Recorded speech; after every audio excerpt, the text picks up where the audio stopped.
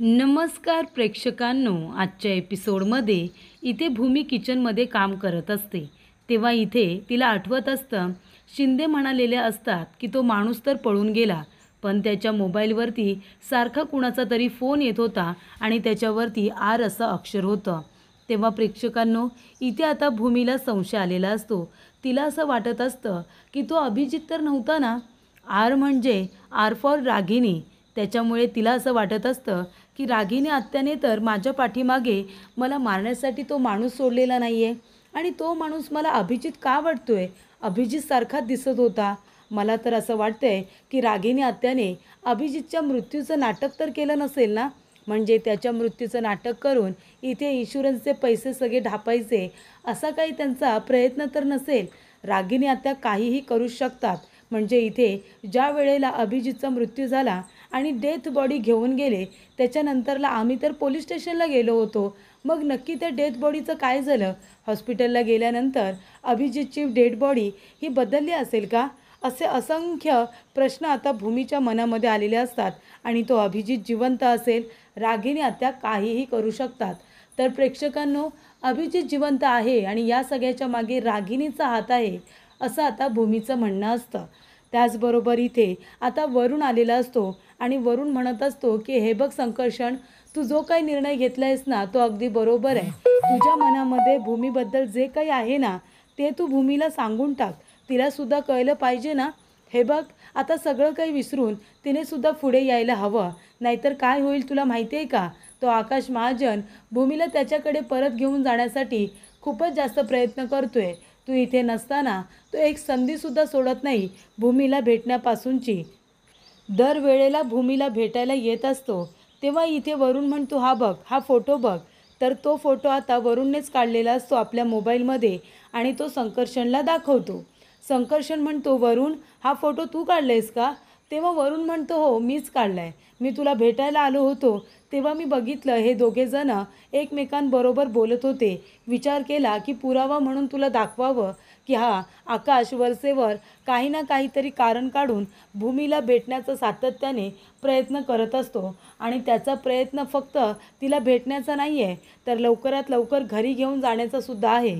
तेव्हा मी तर तुला हेच सांगेन की तुझ्या मनामध्ये जे काही आहे ना ते लवकरात लवकर तू भूमीला सांग, तिलासुद्धा कळू दे की तुमचं नातं फक्त मैत्रीपर्यंत मर्यादित नाही आहे, तर ते मैत्रीच्या सुद्धा पलीकडे गेलेलं आहे। तेव्हा इथे संकर्षण म्हणत असतो की वरुण, बरोबर बोलतोयस तू, आणि खरं सांगू का, भूमीबद्दल मला जे काही वाटतंय ना ते खरोखर मनापासून आहे रे। मला खरंच असं वाटते की भूमीने आता माझ्याबरोबर इथेच राहिलं पाहिजे। ती ओजसची आई म्हणून या घरामध्ये आली, पण ती आता माझीसुद्धा भूमी होऊन गेली, म्हणजे आता ती माझ्यामध्ये आणि ओजसमध्ये या घरामध्ये गुंतून गेली असं मला वाटतंय। ती पूर्णपणे इन्व्हॉल्व झालेली आहे आणि लवकरच आता मी तिला माझ्या मनातलं सुद्धा सांगणार आहे। आणि त्याचबरोबर मला नाही वाटत की भूमी आता या घराला आम्हाला सोडून जाईल, म्हणजे रादर मी तिला जाऊच देणार नाही, हे सुद्धा नक्की। तेव्हा वरुण म्हणतो, हो ना, म्हणूनच मी तुला म्हणतोय की आता फक्त मनातली गोष्ट मनातच ठेवू नकोस। ज्या काही फिलिंग्स भूमीबद्दल तुझ्या मनामध्ये आहेत त्या तू तिला सांगून टाक। जर तिला सांगितल्यास तर कदाचित तिच्या मनामध्ये सुद्धा तुझ्याबद्दल काय आहे हे सुद्धा तुला कळेल ना। तेव्हा संकर्षण म्हणतो, अगदी बरोबर बोलतोयस तू, काही जरी झालं तरीसुद्धा त्या आकाशला त्याच्या या प्लॅनमध्ये मी सक्सेसफुल होऊ देणार नाही आहे। अगदी काहीही झालं तरीसुद्धा जे काही आहे ते भूमीला सांगून टाक की तुझ्या मनामध्ये फक्त मैत्री नाही आहे, तर मैत्रीच्या पलीकडे सुद्धा खूप काही आहे, हे तिला कळलं पाहिजे। तेव्हा इथे वरुण आता बोलत असताना त्या ठिकाणी भूमी आलेली असते आणि भूमी त्यांचं बोलणं ऐकते की काय असं आता संकर्षणला वाटतं आणि संकर्षण खूपच घाबरतो। प्रेक्षकांनो बघा, इथे भूमी जेव्हा त्यांच्याकडे बघते तेव्हा दोघेही पूर्णपणे टेन्शनमध्ये आलेले असतात। तेव्हा इथे भूमी म्हणते, तुम्ही कधी आलात? तुम्ही आलेले मला माहितीच नाही आहे, थांबा मी तुमच्यासाठी चहा करते। तेव्हा इथे वरुण म्हणतो, नाही नको नको, मी येताना खालून चहा घेऊनच आलो आहे, आता मी जायलाच निघालो होतो, मी निघतो हां। वरुणसुद्धा इथे भूमीची रिॲक्शन बघून इतका घाबरून जातो की लगेचच तिथून निघून जातो। तो म्हणतो की ठीक आहे संकर्षण, मी सुद्धा निघतो। आणि तेव्हा तो भूमीला म्हणतो की भूमी बाय। तेव्हा भूमीसुद्धा त्याला व्यवस्थित बाय म्हणते आणि जाता जाता वरुण संकर्षणला खुणावतो आणि त्याला सांगतो की भूमीजवळ बोलून घे म्हणून। तेव्हा प्रेक्षकांनो इथे आता संकर्षणसुद्धा त्याला मान तर हलवतो, पण आता भूमीजवळ बोलायचं कसं असा प्रश्न तर निर्माण झालेलाच असतो. आणि प्रेक्षकांनो मगाशी भाजी कापत असताना भूमीच्या बोटाला थोडंसं चिरलेलं असतं, तिचं बोट थोडं कापलेलं असतं. तेव्हा इथे आता साड्या वगैरे कपाटामध्ये ठेवत असताना तिच्या बोटाला लागतं. तेव्हा संकर्षण म्हणतो, काय झालं भूमी, तुझ्या बोटाला लागलं आहे का, बघू दे बरं. तेव्हा भूमी म्हणते, नाही काही नाही एवढं झालं आहे, हे बघा मी भाजी चिरत होते ना तेव्हा थोडंसं कापलं आहे, बाकी काही नाही. तेव्हा संकर्षण म्हणतो, काही नाही कसं काही नाही, हे किती लागलं आहे तुझ्या बोटाला आणि काही नाही म्हणतेस, जखम अशी उघडी ठेवणार आहेस का, तुला माहिती आहे का अशाच जखमला छोटी छोटी जखम म्हणतो आणि मग त्यालाच पॉइझन पकडतं. असं दुर्लक्ष करायचं नसतं भूमी, हे बघ प्रत्येक गोष्ट अशी सोडायची नसते. जर लागलं असेल काही इथे कापलं असेल तर औषध लावायला नको का. तेव्हा भूमी म्हणते, हे बघा तुम्ही इतके का पॅनिक होत आहे, एवढं तर काहीच लागलेलं नाही आहे, या मला अशा जखमा तर होतच असतात. तेव्हा संकर्षण म्हणतो, अशा जखमाच छोट्या असतात आणि पुढे जाऊन त्या मोठ्या होतात, सोडायच्या नसतात त्या भूमी, त्याच्यावरती वेळेतच मलम लावायचं असतं. तेव्हा भूमी म्हणते, पण तुम्ही एवढं का करताय. तेव्हा संकर्षण म्हणतो, एवढं का करतोय म्हणजे, कारण मी तुझ्यावर असं बोलल्यानंतरच संकर्षण गप्प बसतो आणि म्हणतो, भूमी तुला माहिती नसेल पण मी तुला एक गोष्ट सांगतो, मी माझ्या माणसांसाठी जरा खूप जास्तच पॉझिटिव्ह आहे. म्हणजे जी माझी माणसं असतात ज्यांच्यावरती माझा जीव असतो त्या माणसांसाठी मी काहीही करू शकतो, अगदी मी खूप जास्त पॉझिटिव्ह आहे असं म्हणालीस ना तरीसुद्धा चालेल. पण इथे संकर्षण म्हणतो की भूमी आपण दोघेजण मित्र आहोत ना, मग आता मित्र मित्राची काळजी नाही घेणार तर कोण घेणार, मी तुझी काळजी घेणार नाही का, माझ्याशिवाय कोण आहे इथे तुझी काळजी घ्यायला. तेव्हा भूमी म्हणते, बरं बरं ठीक आहे, घ्या तुम्ही काळजी आणि झालं झालं, एवढं काही लागलेलं नाही आहे. तेव्हा इथे आता संकर्षणला विवेकचा फोन आलेला असतो. तो म्हणतो, हां विवेक सर बोला बोला, काय बोलताय तुम्ही, सगळं काही ठीक ना, का फोन केलात. तेव्हा इथे संकर्षण म्हणतो, काय आत्ताच. तेव्हा इथे भूमी आणि संकर्षण दोघेही आता हॉस्पिटलला पोचलेले असतात, कारण तिथे आता सर्व लोकांची मीटिंग असते. तेव्हा प्रेक्षकांनो इथे आता संकर्षण म्हणत असतो की विवेक सर एवढ्या घाईघाईने बोलावून घेतलं, काही महत्त्वाचं बोलायचं आहे का. नाही म्हणजे आपली जी हॉस्पिटलची वर्षाने एक मीटिंग होते ती 4 दिवसानंतर आहे, मग तुम्ही इतकी अचानकपणे आजच ही मीटिंग का ठेवलीत. तेव्हा इथे विवेक सर म्हणत असतात, कारण मला तुम्हाला सगळ्या मेंबरला एक महत्त्वाची गोष्ट सांगायची आहे, म्हणजे जे काही मोठे निर्णय घेण्यात आलेत किंवा जे काही बदल झालेले आहेत हॉस्पिटलमध्ये ते सुद्धा तुम्हाला सांगायचे आहेत. तेव्हा इथे आता संकर्षण म्हणतो की विवेक सर नक्की काय झालं आहे. तेव्हा विवेक सर म्हणत असतात, कसं आहे ना, आपल्या इथे हॉस्पिटलमध्ये आपल्या हेल्थकेअर कंपनीमध्ये नवीन CEO आता अपॉइंट झालेले आहेत. नवीन CEO आता इथे तुम्हाला सगळ्यांना भेटायला येणार आहेत, तेव्हा त्यांचं स्वागत करा आणि त्यांचं अभिनंदनही करा. आता नवीन CEO कोण असणार आहे, तर प्रेक्षकांना दुसरं तिसरं कोणी नाही तर तो आकाशच असतो. पण इथे आता संकर्षण आणि भूमी या दोघांना माहिती नाही आहे, कारण त्याने इतका मोठा निर्णय घेतलेला आहे याबद्दल भूमीला काही कल्पना नसते. पण या सगळ्यामध्ये आता आकाशचा नेमका काय स्वार्थ आहे ना ते सुद्धा प्रेक्षकांनो तुम्हाला कळणारच आहे. तर इथे आता आकाश आल्यानंतर सगळेजण उठून उभे राहतात. संकर्षण आणि भूमीला तर आश्चर्य वाटलेलं असतं की इथे आकाशला आता हेल्थमधलं एवढं काय कळतं, तरीसुद्धा त्याने इथे CEO का बरं व्हावं असं त्याला वाटतं.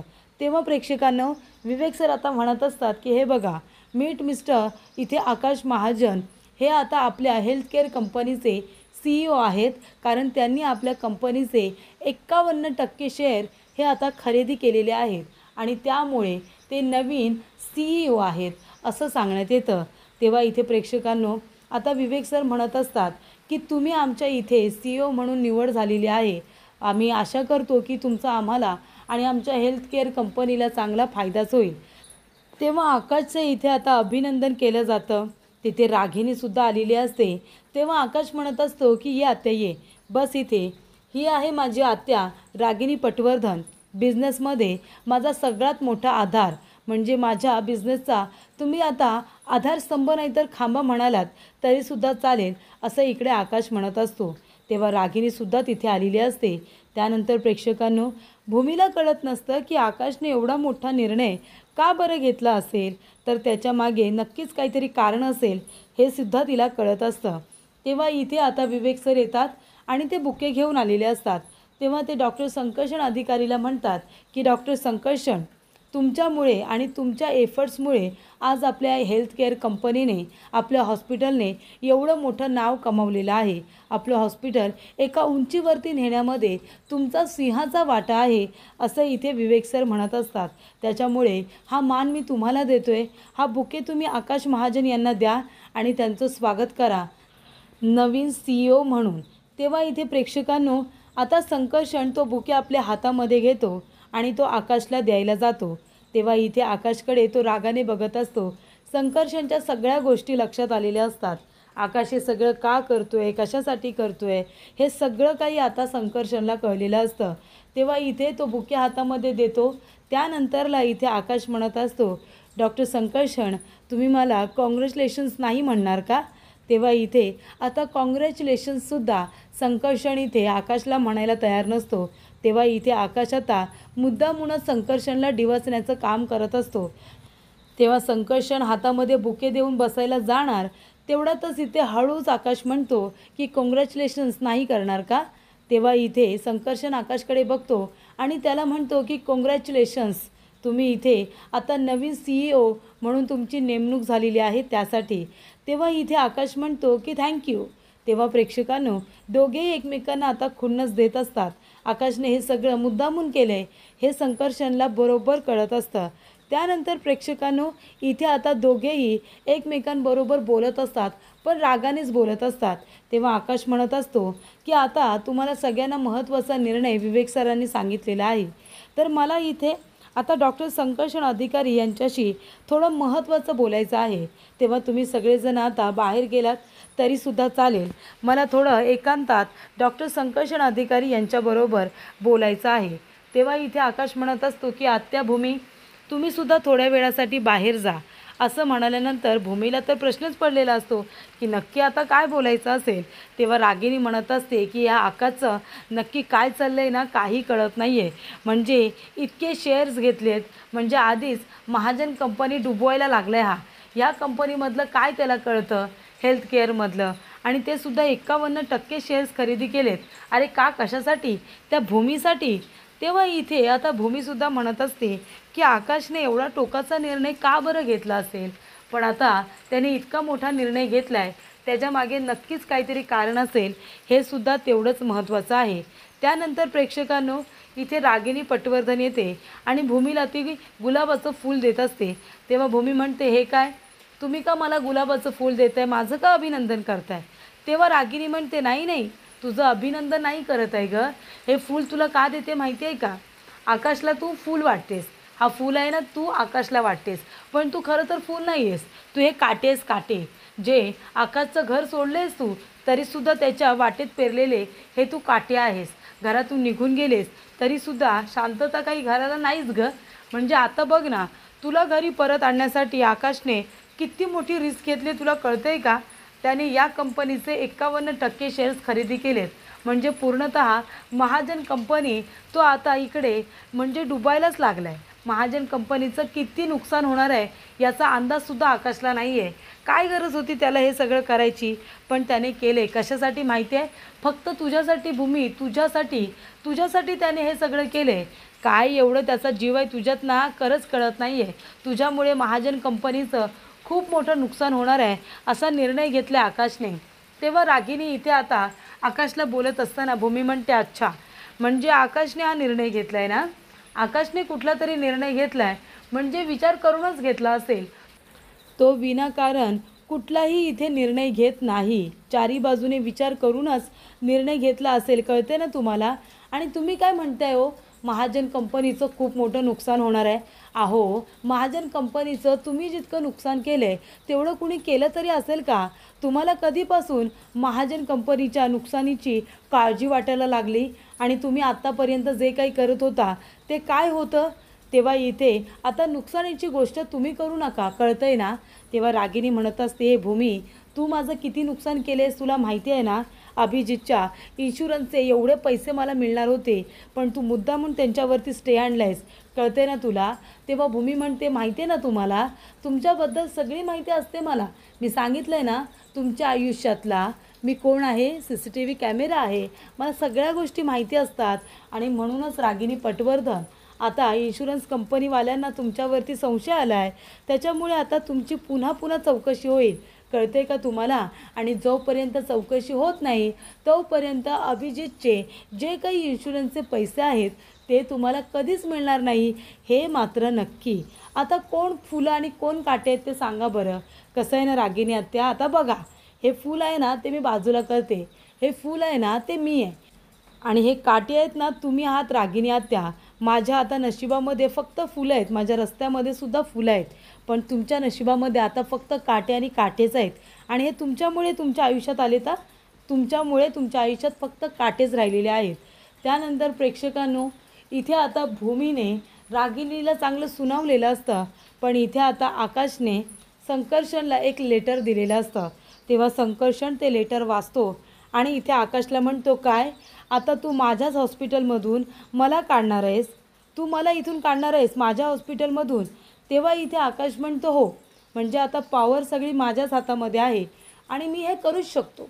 म्हणजे आता तरी काढत नाही आहे तुला, पण कधीही मी तुला या हॉस्पिटलमधून काढू शकतो, हे मात्र नक्की. तेव्हा आता तू मला सांग, मला एक कारण फक्त सांगायचं की भूमी तुझ्याकडे येऊन का राहते. हे कारण जर तू मला सांगितलंस ना तर तुला इथून काढायची वेळच येणार नाही, मी तुला कधी इथून जाऊच देणार नाही. पण आता तू मला सांग की भूमी तुझ्याकडे येऊन का राहते, हे सगळं सोडून मी निघून जाईन. तेव्हा प्रेक्षकांनो, इथे आता आकाशने विचारलेल्या प्रश्नाचं उत्तर संकर्षणला काही द्यायचं नसतं, कारण का संकर्षणला माहिती असतं हे सगळं आकाश कशासाठी करतोय. आकाश म्हणतो की भूमी मला सोडून तुझ्याकडे येऊन का राहते ना, याचं उत्तर हवं आहे मला, याचं कारण हवं आहे. तेव्हा इथे संकर्षण म्हणतो, अच्छा, म्हणजे तुला हे जाणून घ्यायचं आहे का की भूमी माझ्याकडे का आली आणि म्हणून तू हे सगळं करतोयस. पण मी ते तुला कधीच सांगणार नाही आहे. आणि कसं आहे ना आकाश महाजन, तू खूप मोठा बिझनेसमन आहेस, हे मी मान्य करतो, पण कसं आहे ना, हा बिझनेस तुला तुझ्या वडिलोपार्जित मिळाला आहे. तुला तुझ्या वडिलोपार्जित, तुझ्या आधीच्या पिढीकडून तुला हा बिझनेस मिळालेला आहे. तसं मी जे काही कमवलं आहे ना ते मला कुणीही दिलेलं नाही आहे. माझ्या खानदानात कुणीही डॉक्टर नव्हतं. मी हे जे काही केलं आहे ना ते स्वतःचं अस्तित्व मी स्वतः निर्माण केलं आहे. हे सगळं मी शून्यातून निर्माण केलं आहे आणि आज मी इथपर्यंत पोचलेलो आहे. विवेक सर काय मगाशी म्हणाले हे तू ऐकलं नाहीस का? हे हॉस्पिटल उंच करण्यामध्ये, एका शिखरावरती पोचवण्यामध्ये माझा सिंहाचा वाटा आहे, असं विवेक सर म्हणाले होते ना तुला. मग आता याच्यामध्ये जर मी माझा सिंहाचा वाटा देऊ शकतो तर तू एक काम कर ना, तू या गोष्टीचा विचार कर की मी माझं अस्तित्व पुन्हा शून्यातून उभं करू शकतो. अरे मी एक डॉक्टर आहे, तू मला इथून काढून टाकायची धमकी देशील आणि मी तुझ्या पुढे झुकेन असं वाटलं का तुला? अरे मी माझं नाव आहे ना शून्यातून कमावले रे. हे तुला जे काही मिळाले ते वडिलोपार्जित आहे आणि मी सेल्फ मेड आहे. मी सेल्फ मेड आहे म्हणून मला तुझ्यासमोर झुकण्याची अजिबात गरज नाही आहे, कारण मी कधीही सुरुवात केली ना तरी मी चमकू शकतो, कारण का मी सेल्फ मेड आहे. मी स्वतः माझं अस्तित्व पुन्हा एकदा शून्यातून उभं करू शकतो, एवढी माझ्यामध्ये ताकद आहे. मी स्वतःचं हॉस्पिटल उभं करेन. अरे मी स्वतःचं हॉस्पिटल उभं करू नाही शकलो ना तर मी स्वतःचं क्लिनिक टाकेन आणि मी माझं स्वतःचं क्लिनिकसुद्धा चालू शकतो, हे तुला चांगलंच माहिती आहे.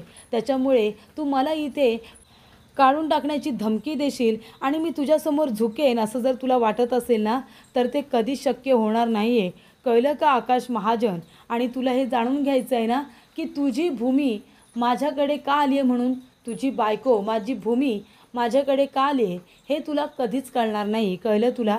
कधीच सांगणार नाही आहे मी तुला.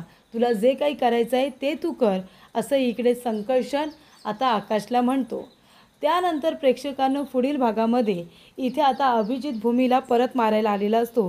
तो म्हणतो, काही झालं तरीसुद्धा आज मी शिकार केल्याशिवाय राहणार नाही, आज मी शिकार करणारच, आज त्या भूमीला मी मारणारच. तेव्हा इथे मानसी म्हणत असते, पण भाऊजी ताई घरी कधी येणार आहे? तेव्हा आकाश म्हणतो, मानसी 2 दिवसांमध्ये भूमी घरी येते की नाही बघस तू, 2 दिवसात भूमी घरी असणार आहे. तेव्हा ही रागिनी म्हणत असते की इथे तर हा आकाश भूमीला घरी आणण्यासाठी खूपच जास्त प्रयत्न करतोय, काही झालं ना तरीसुद्धा ती भूमी घरी येता कामा नये, असं काहीतरी केलं पाहिजे, असं आता रागिनी म्हणत असते. त्यानंतर प्रेक्षकांनो इथे आता न्यूजवरती आकाशला कुणीतरी मारलेलं आहे अशी न्यूज आता सुरू होते. आकाशला इथे निर्घुण त्याची हत्या करण्यात आली अशी न्यूज ऐकल्यानंतर भूमी पूर्णपणे टेन्शनमध्ये येते. भूमी म्हणते, माझ्या आकाशला कुणी मारलं? आकाश मला सोडून कसा काय जाऊ शकतो? आकाश असं जोरात ओरडून ती आता रडत असते.